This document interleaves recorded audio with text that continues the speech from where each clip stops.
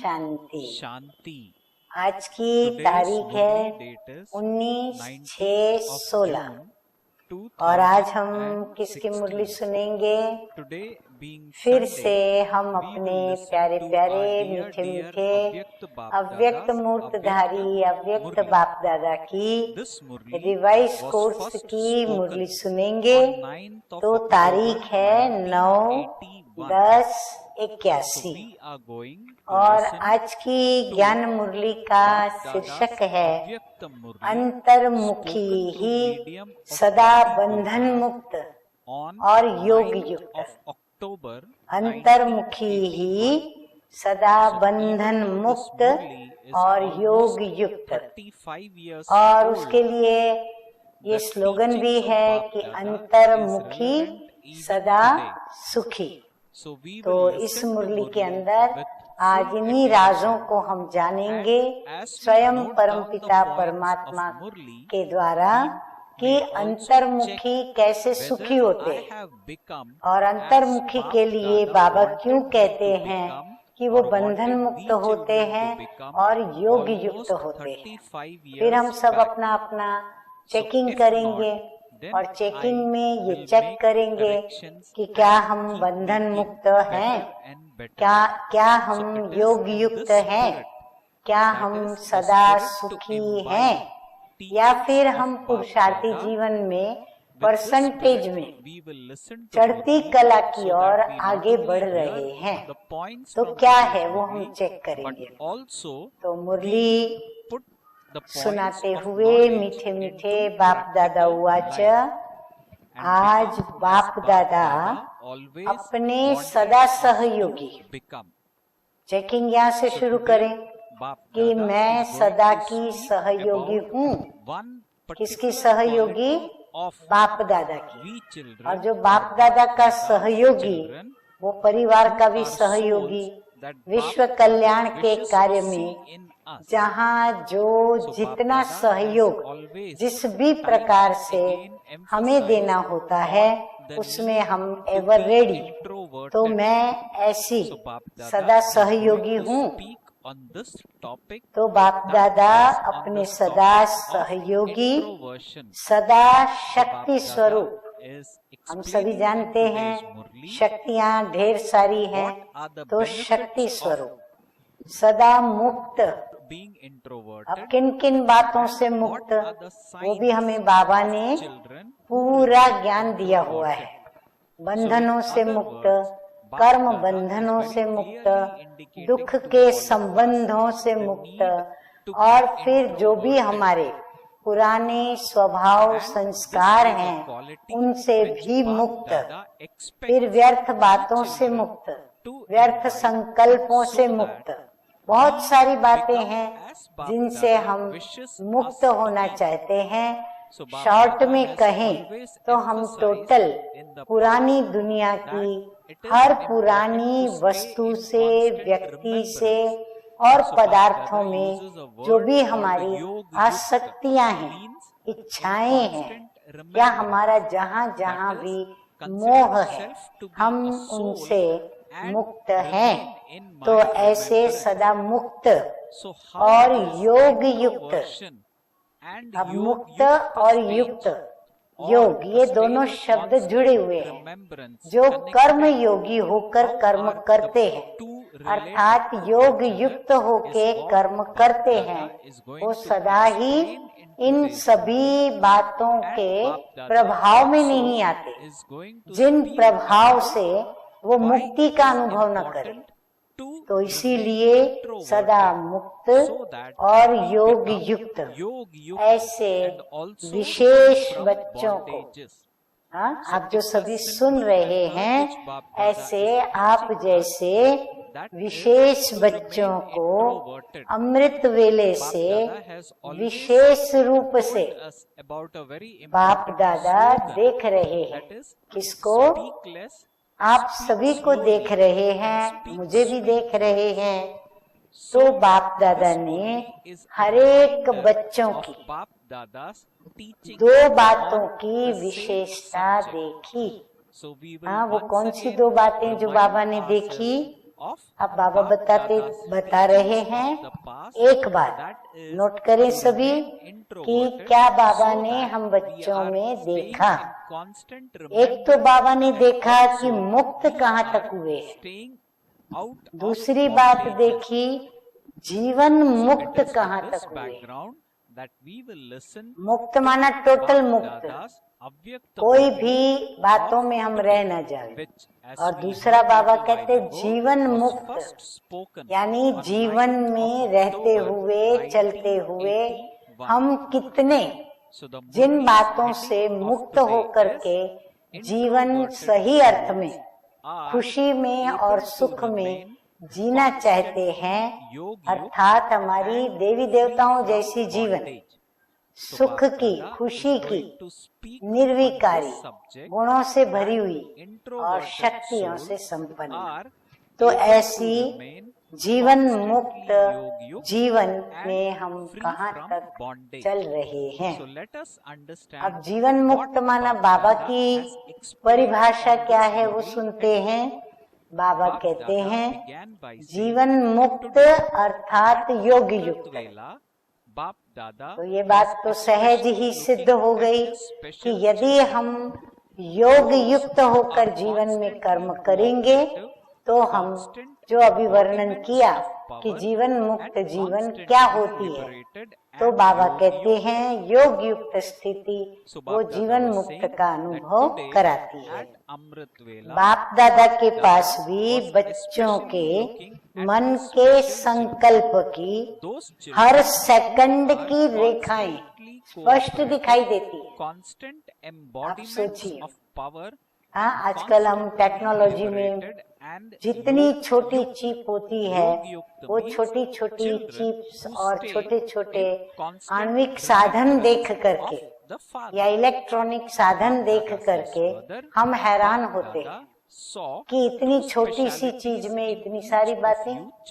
लेकिन आप बाबा की विशेषता, बाबा के गुणों का जो सागर कहा गया है, तो उस सागर की कमाल देखिए, जादूगरी देखिए कि बाप दादा हमारे मन के संकल्पों की सेकंड की भी रेखा, हर सेकंड की रेखा वो बाप दादा को दिखाई पड़ती, और वो भी एक व्यक्ति की नहीं। हाँ, कितनी मनुष्य आत्माएं।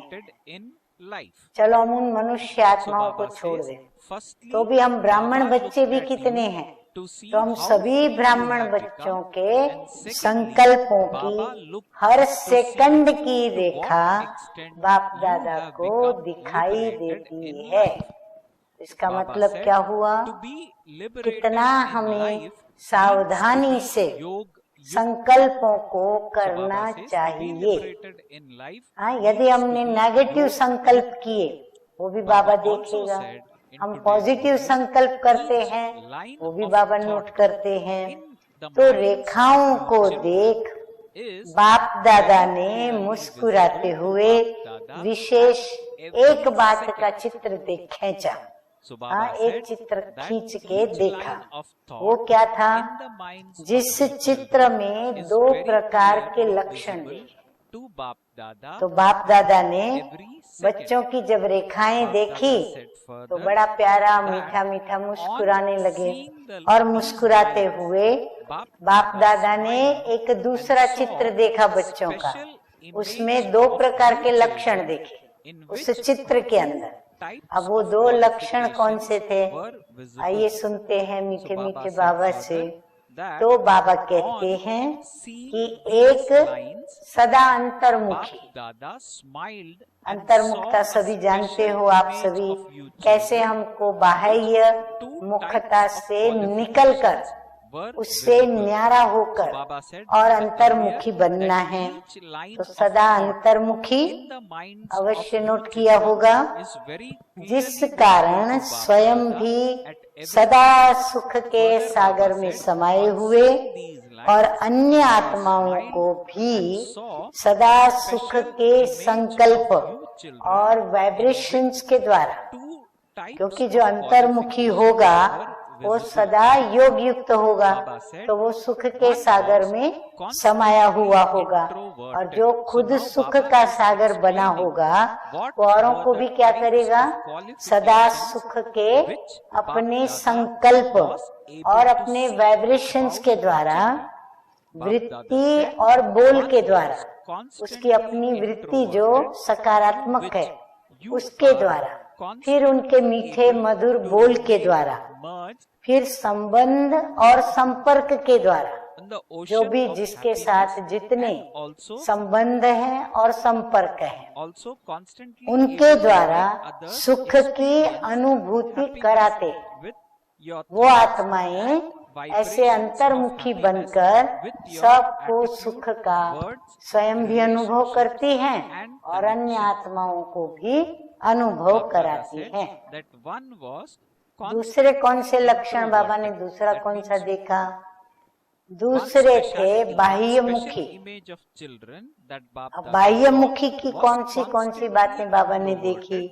जो सदा बाह्यमुखता के कारण, जिनका बाहर का मुख बहुत चलता है, मुख भी चलता, चेहरे की रेखाएं भी स्पष्ट बोलती, आंखें स्पष्ट बोलती, मस्तक स्पष्ट इशारा देता, तो जिनका चेहरा, जिनके चेहरे से जो बाह्य मुखता नजर आती है, तो जो सदा बाह्य मुखता के कारण अर्थात बाह्य अर्थात व्यक्त भाव, व्यक्ति को देखते हुए दे अभिमान में व्यक्त भाव, व्यक्ति के भाव और स्वभाव और व्यक्त भाव के वाइब्रेशन, जैसे किसी व्यक्ति को देखा तो उसके प्रति उनके अंदर के जो भाव होंगे वो चेहरे पर व्यक्त करेंगे, तो व्यक्त भाव भी उनके कैसे निकलेंगे? जो अंदर में उनके प्रति भावना है। यदि गुस्से की भावना है, घृणा की भावना है, तो चेहरे पर वही आता है व्यक्त में। तो भाव के वाइब्रेशन, तो व्यक्ति के भाव, स्वभाव और व्यक्त भाव के वाइब्रेशन, संकल्प, मुख के बोल और संबंध संपर्क द्वारा एक दो को क्या करते हुए देखा? तो एक दो को व्यर्थ की तरफ उकसाने वाले, व्यर्थ सब सुना करके, संकल्प करके और अपने बोलों के द्वारा उनको उकसाने वाले, सदा अल्पकाल के मुख के लड्डू खाने और औरों को भी खिलाने वाले, जो सिर्फ बातें करते, पंडिताई करते, परंतु प्रैक्टिकल वो लोग नहीं होते। तो ऐसे मुख के लड्डू खाने वाले और खिलाने वाले, सदा किसी न किसी प्रकार के चिंतन में रहने वाले, स्वचिंतन में रहने वाले नहीं, लेकिन कोई न कोई अन्य के चिंतन में रहने वाले, आंतरिक सुख, शांति और शक्ति से दूर रहने वाले।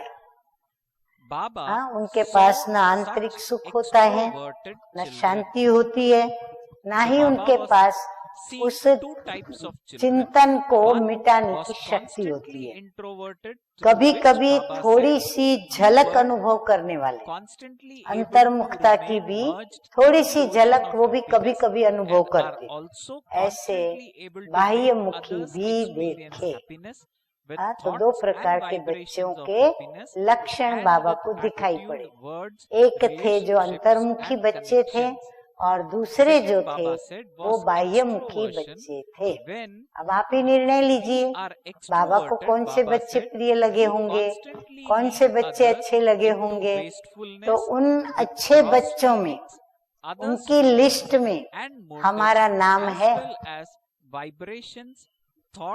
आगे हम सुनते हैं, मीठे मीठे बाप दादा कह रहे हैं कि दीपावली आ रही है ना। हाँ, दीपावली के पहले बात हो रही है, तो बिजनेसमैन तो अपने चौपड़े देखेंगे। जैसे दिवाली आती है तो बिजनेसमैन क्या करते हैं, लक्ष्मी पूजन के पहले अपने चौपड़े क्लियर करते हैं, चौपड़े देखते हैं। उसमें क्या देखते? पुराने खाते देखते, नए खाते देखेंगे। तो बाप भी हर बच्चे के पुराने खाते कहाँ तक समाप्त हुए हैं और नए खाते में क्या क्या जमा किया है, ये चौपड़ा देखते हैं। तो आज ये अंतर देख रहे थे, क्योंकि कल भी सुनाया कि ब्रह्मा बाप को अभी किस बात का इंतजार है? परिवर्तन का नहीं, परंतु उद्घाटन का। कहाँ के उद्घाटन का इंतजार है? इसी उद्घाटन के लिए तैयारी कर रहे हो। किसी से भी उद्घाटन कराते हो तो क्या करते हो? क्या चीजें रखते हो? उद्घाटन के पहले जो भी रिबन बांधते हो या फूलों की लड़ी बांधते हो, उससे पहले क्या करते हो? कैंची से उसको काटते हो, फिर उद्घाटन होता है। और कैंची भी रखते कहाँ है? हाँ, सुंदर सी थाली के अंदर फूलों की पंखुड़ियों के बीच में कैंची को सजा के रखते हैं। इससे क्या सिद्ध होता है?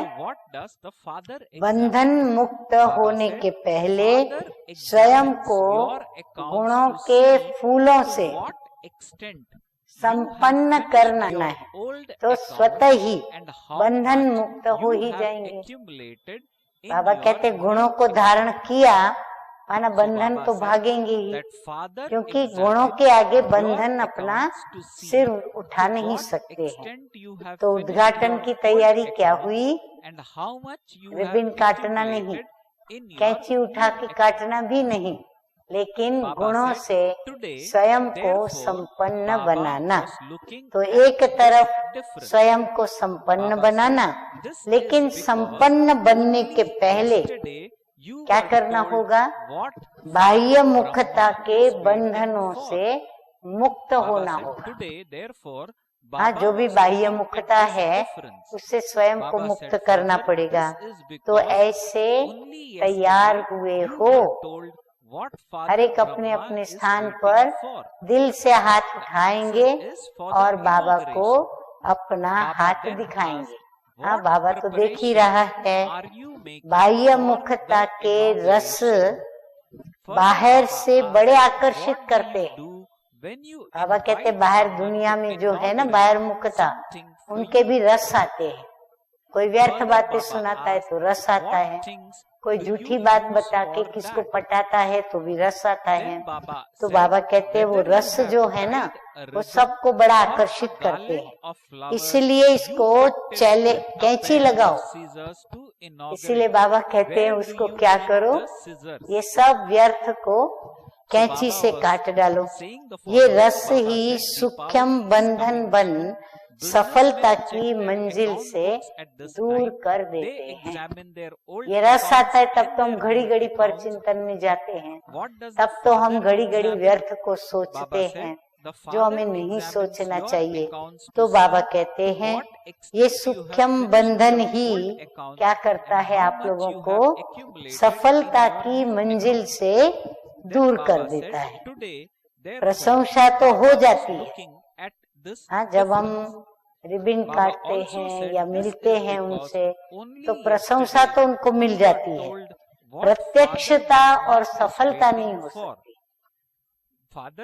जो ये धारणा नहीं करते, बंधन मुक्त होने से पहले जो गुणों से संपन्न बनना है, जिसके पश्चात ही उद्घाटन की जो रिबन बंधी हुई है उसको कैंची से काटना। तो बाबा कहते हैं जब तक गुणों को धारण नहीं किया है तब तक प्रत्यक्षता और सफलता हो नहीं सकती। इसीलिए क्या करो? अब उद्घाटन की तैयारी करो, क्योंकि सफल होंगे तो उद्घाटन भी होगा। उद्घाटन की तैयारी करने वाले सदा फूलों के बगीचे में बाप दादा के द्वारा लगी हुई फुलवाड़ी, फूलों की विशेषता खुशबू लेने में और उसी खुशबू को सूंघने में सदा तत्पर होंगे। बाबा कहते हैं जो उद्घाटन की तैयारी करने वाले हैं वो क्या कर रहे होंगे? वो सदा फूलों के बगीचे में, जो बाबा की फुलवाड़ी लगी है, उसमें जो सुंदर सुंदर फूल है, जिनका रूप सुंदर है, जिनकी सुगंध सुंदर है, तो वो उनकी खुशबू लेने में और सभी की खुशबू को सूंघने में कि कैसे सब में अलग अलग खुशबू है, वो सदा उसके लिए तत्पर होंगे और जीवन रूपी थाली में सदा फूल ही फूल हो। अब उनको पता चल गया किसमें खुशबू है, तो वो खुशबूदार फूल फिर अपने पास रखेंगे, घर में लाएंगे, किसी में उसको सजा के रखेंगे ताकि उससे उनको फूलों की भीनी भीनी सुगंध कंटिन्यू आती रहे। ऐसे तैयार हो। बाबा कहते हैं ऐसी तैयारी के साथ तैयार हो। इसमें नंबर 1 कौन जाएगा? मैं देख रही हूँ बहुत अपने हाथ उठा रहे हैं। हाँ, तो ये चैलेंज आप सभी स्वीकार कर रहे हैं। और चैलेंज कौन कर रहा है? स्वयं परमपिता परमात्मा ब्रह्मा बाबा के द्वारा। तो अव्यक्त बाप दादा जैसे कि हमको चैलेंज कर रहे हैं कि कौन इसके लिए तैयार है। इसमें नंबर 1 कौन जाएगा? मधुबन वाले या दिल्ली वाले? अब इन दोनों को बाबा नशा चढ़ा रहे हैं। बहुत मर्तबा मिलेगा। बाबा कहते अगर ये किया तो बहुत ऊंचा मर्तबा मिलेगा। बाप दादा के साथ साथ उद्घाटन करने वाले, इससे बड़ा भाग्य और क्या है? हाँ, आज इस दुनिया के किसी क्षेत्र की कोई महान हस्ती आ जाती है और यदि उनके साथ मिलकर के हम भी उनके उद्घाटन के कार्य में रिबन काटते हैं, केक काटते हैं, दीप प्रज्वलन करते हैं, तो अंदर में खुशी कितनी होती है और गौरव भी होता है कि हमने फलाने के साथ उद्घाटन किया, ये भी किया, वो भी किया, ये भी किया। तो इससे बड़ा भाग्य और क्या है?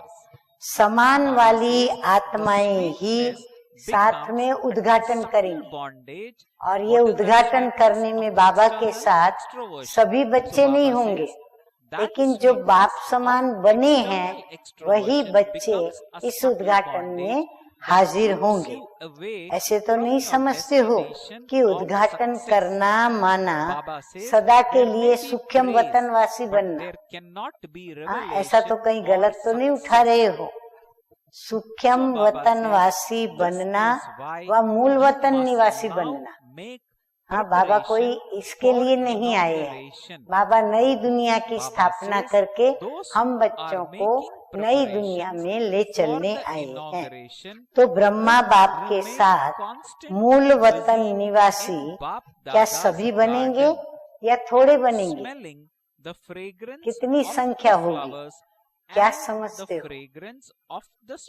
सब सरिस स्थान छोड़ करके साथ जाएंगे। क्या समझते हो? जो वहाँ हाजिर हैं वो ही उनके साथ जाएंगे या फिर सर्विस करते हैं, जॉब करते, बिजनेस करते हैं, वो फिर सब कुछ छोड़ करके बाप के साथ के लिए दौड़े दौड़े भागेंगे? क्या करेंगे? हाँ, सर्विस करने वाले भाई बहने ध्यान से सुने, साथ जाएंगे व रुकेंगे। क्या करेंगे? बाप दादा को रुकाएंगे या आप भी रुकेंगे? तो क्या करना चाहिए? साथ जाएंगे या रुकेंगे? तो जवाब मिला साथ जाएंगे। हाँ, बच्चों ने जवाब दिया कि हम बाबा के साथ उद्घाटन करने जाएंगे। अच्छा, सूक्ष्म वतन में बाप गया, बड़ी मजेदार बात। अच्छा, सूक्ष्म वतन में ब्रह्मा बाप गया, फिर आप यहाँ क्यों बैठ गए? फिर आप लोग क्यों यहाँ बैठे हो? तो क्या करेंगे? दादी से बाबा पूछ रहे, कि अभी आप क्या करोगी, साथ चलेंगे। दादी ने कहा आपके साथ चलेंगे। अच्छा, दीदी दादी दोनों ही साथ चलेंगे? क्या प्लान है? बाबा कहते हैं आप लोगों का क्या होगा? ये भी एक विचित्र रहस्य है। अगर दोनों आप निकल के आ गए बाबा के पास तो यज्ञ कैसे, क्या चल रहा है? बाबा कहते हैं ये भी एक विचित्र रहस्य है। तो विशेष बात थी कि उद्घाटन के लिए तैयार हो। हाँ, बाबा को अचानक याद आ गया कि मैं ये विशेष बातें सुनाने बैठूंगा तो जिस काम के लिए मैं आया हूँ वो काम नहीं होगा, तो उद्घाटन के लिए तैयार हो। दिल्ली वाले तैयार हैं? बाबा दिल्ली वालों से पूछ करके पूछ रहे हैं, निमित्त सेवाधारी क्या समझते हो? कोई आशाएं तो रही हुई नहीं है? हाँ, नहीं तो वो आशा क्या करेगी? बार बार योग युक्त रहने में विघ्न डालेगी, और योग युक्त नहीं होंगे तो हम जीवन मुक्त भी नहीं हो सकते। संगम अच्छा लगता है। हाँ, उनमें से कोई ने जवाब दिया कि हमको आशाएं नहीं है, परंतु संगम युग बड़ा अच्छा लगता है।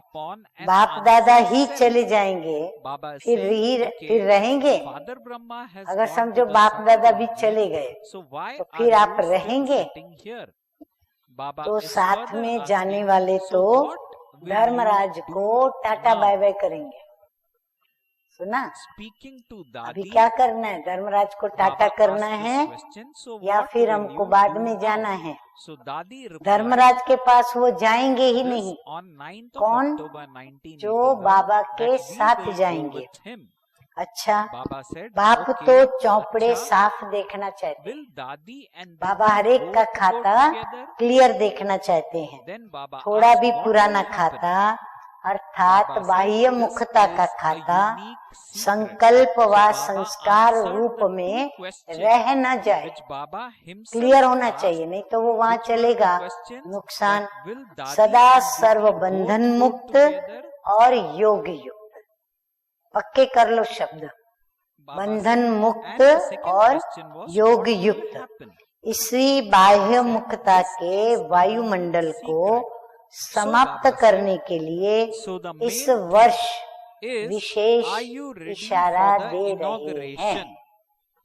हाँ, बाबा ने होमवर्क दे दिया स्व उन्नति के लिए। सेवा करो। बाबा सेवा करने की मना नहीं करते, सेवा करो, खूब करो, लेकिन बाह्य मुखता से नहीं, अंतर्मुखता से करो, अंतर्मुखी बनकर करो, बाह्य मुखता के साथ में। तो वो होगा अंतर्मुखता की सूरत द्वारा। ये जो सेवा करनी है ना, वो कैसे होगी? तो बाबा कहते हैं कि बाहर की सेवा वो तो हो गई बाहर मुखता के द्वारा, परंतु जो स्व की सेवा गुणों से स्वयं को संपन्न बनाकर फिर कैंची से कर्म बंधनों को काटना, बाबा कहते हैं ये कैसे होगा? अंतर्मुखता की सूरत द्वारा। सेवा में बाह्य मुखता में ज्यादा आ जाते हो। बात भी राइट है, हम जब सेवा करते हैं तो बाबा कम याद रहता है, सेवा सेवा सेवा, और बाह्य मुखता में भी बहुत होते हैं, आवाज में आते हैं, स्नेह संपर्क में आते हैं, और फिर कई प्रकार से रॉयल माया के विघ्नों के कारण हम अपने स्वभाव संस्कारों को भी देखते नहीं, सुधारते नहीं, परिवर्तन करते नहीं और उनके वशीभूत सेवा करते हैं। सेवा में बाह्य मुक्ता में ज्यादा आ जाते हो, इसीलिए सेवा तो अच्छी है, सेवा बहुत करते हैं, सिर्फ ये नाम वाला होता है, उसमें फिर क्या होता है? नाम तो वाला हो जाता है। बाप इनों का बड़ा अच्छा है, बाप ऊंचे ते ऊंचा है, ये प्रत्यक्षता की सफलता कम होती है, इसलिए सुनाया बाह्य मुखता की रिजल्ट क्या? प्रशंसा करेंगे, लेकिन प्रसन्न चित्त नहीं बनेंगे। कितनी गुह्य बात बाबा ने बच्चों को बताई कि बच्चे सेवा करते हैं, सेवा बहुत करते हैं, परंतु उससे क्या होता है, नामाचार हो जाता है। लेकिन जो दुखी अशांत लोग हैं, उनके चेहरे पर हर्षित मुखता आ जावे, प्रसन्नता आ जावे, बाबा कहते हैं वो सफलता प्रत्यक्षता की, कि भाई ऊंचे ते ऊंचा बाप इनको मिला है, इनका ऊंचे ते ऊंचा बाप बहुत बड़ा है, जो हमारा भी बाप है, बहुत अच्छा है। ये उनके चेहरे से नहीं दिखता, बोलों में भी नहीं आता।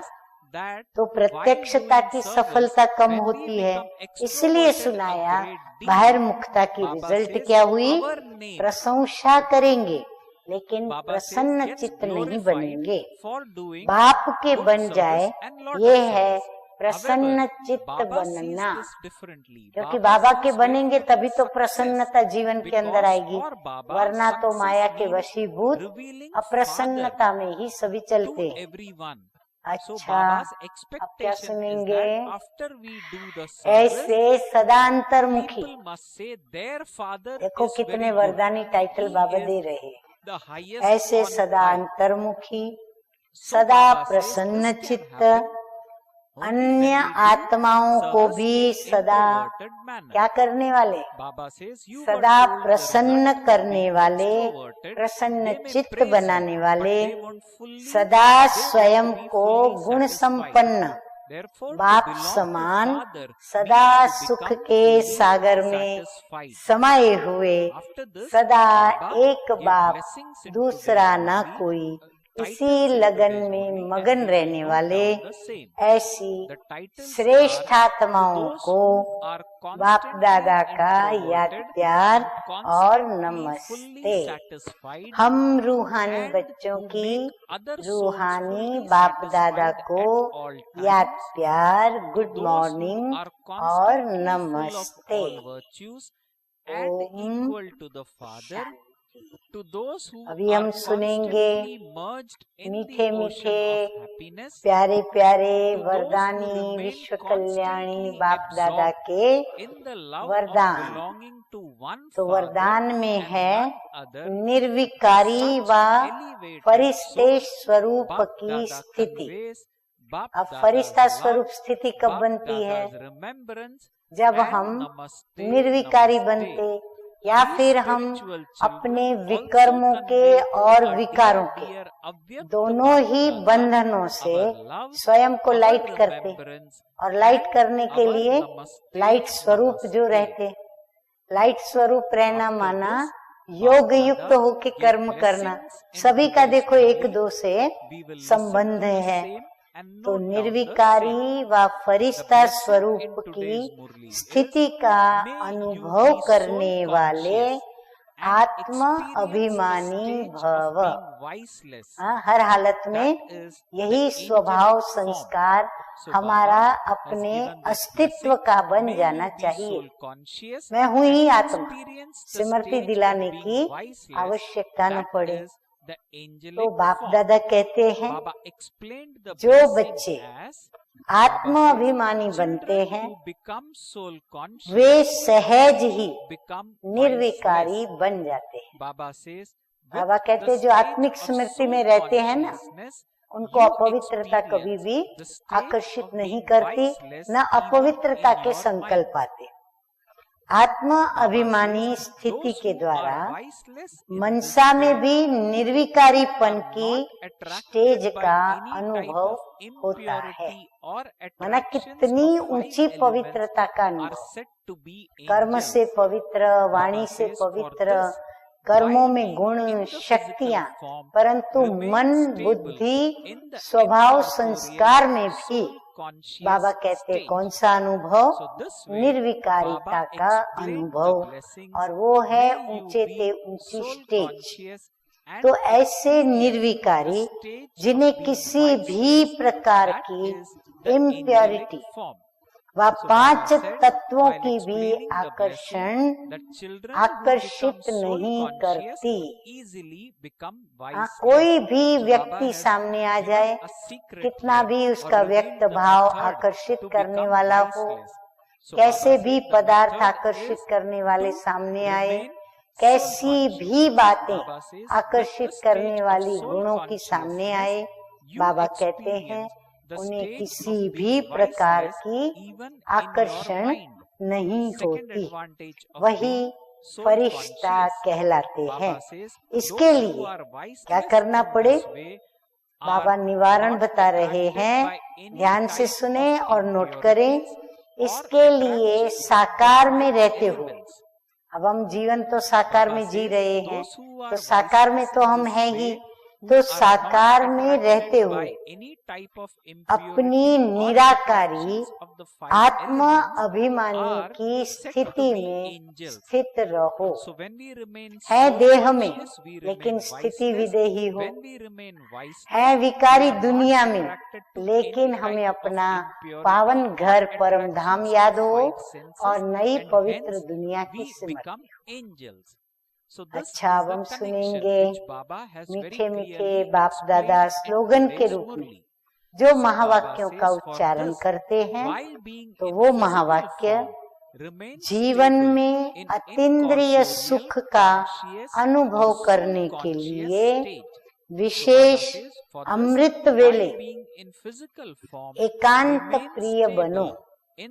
अब हम एक एक बात को उठाते हैं, शब्दों को। जीवन में, कौन सी जीवन में? हमारी ब्राह्मण जीवन में। शूद्रपन की जीवन हमारी समाप्त हो चुकी, हम शूद्र से क्या बन गए हैं?